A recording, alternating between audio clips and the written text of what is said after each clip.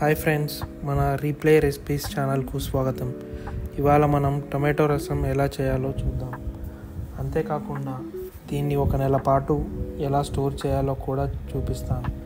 Freezer నుంచి డైరెక్ట్గా ఉపయోగించుకునేలాగా చాలా సౌకర్యంగా ఉంటుంది. ఈ రెసిపీకి నేను 1.5 కిలోల పండిన టమాటోలు తీసుకున్నాను. వాటిని బాగా కడిగి చిన్న ముక్కలుగా కోసి వండేందుకు పెద్ద పాత్రలో వేసుకోవాలి. తర్వాత చింతపండు, టమాటో పులుపుని బట్టి మీరు ఎంత మేరకు అవసరమో నిర్ణయించుకోండి. టమాటోలు ఎక్కువ పుల్లగా లేనట్లయితే కొంచెం ఎక్కువగా చింతపండు వేసుకోవచ్చు. ఉప్పు రుచికి సరిపడినంత, పసుపు చిటికెడంత. ఈ మిశ్రమాన్ని మీడియం మంట మీద ఉంచి మరిగించండి. ఇది మరిగేలోగా మనం మసాలా రెడీ చేద్దాం.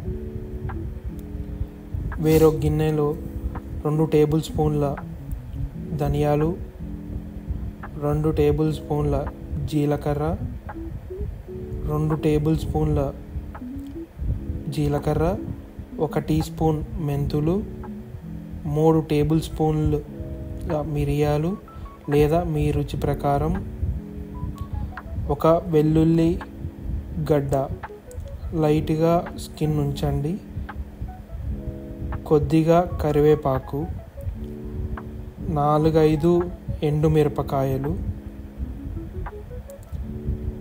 2 అంగుళాల అల్లం ముక్క. వీటిని కోర్సుగా దంచుకోండి. టమాటో మిశ్రమం సుమారు 90% మరిగాక అందులో ఈ కొత్తగా నూరుకున్న మసాలాను కలపండి. మసాలా పూర్తిగా ఉడకకుండా కేవలం 2 నిమిషాలు మాత్రమే ఉడకబెట్టండి. ఇకపోతే తాలింపు తయారు చేద్దాం. ఒక చిన్న ప్యాన్లో కొద్దిగా నూనె వేడి చేసి అందులో 1 టీ స్పూన్ ఆవాలు, 1 టీ స్పూన్ జీలకర్ర, 1 టేబుల్ స్పూన్ మినప్పప్పు, కొద్దిగా శనగపప్పు. వీటిని చిటపటం అనేదాకా స్టవ్ మీద ఉంచండి. తరువాత ఈ తాలింపుని తీసుకొని వెళ్ళి టమాటో మిశ్రమంలో పోసి బాగా కలపండి. తర్వాత గ్యాస్ ఆఫ్ చేయండి. మిశ్రమం మొత్తం చల్లారేంత వరకు వేచి ఉండాలి.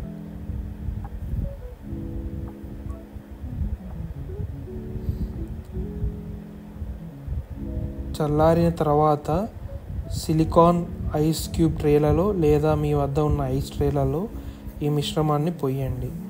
ఒక్కో క్యూబ్ దాదాపు 80 నుండి 100 గ్రాముల వరకు ఉంటుంది. దీనిని ఇప్పుడు ఫ్రీజర్లో పెట్టండి. సెట్ అయ్యేదాకా ఉంచండి.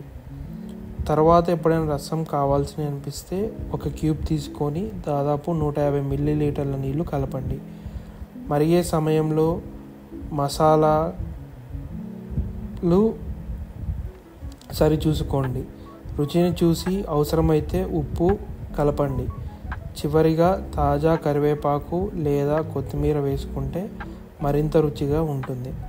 అంతే, సులభంగా తయారయ్యే రుచికరమైన మరియు హోమ్ మేడ్ టమాటా రసం రెడీ అయిపోతుంది.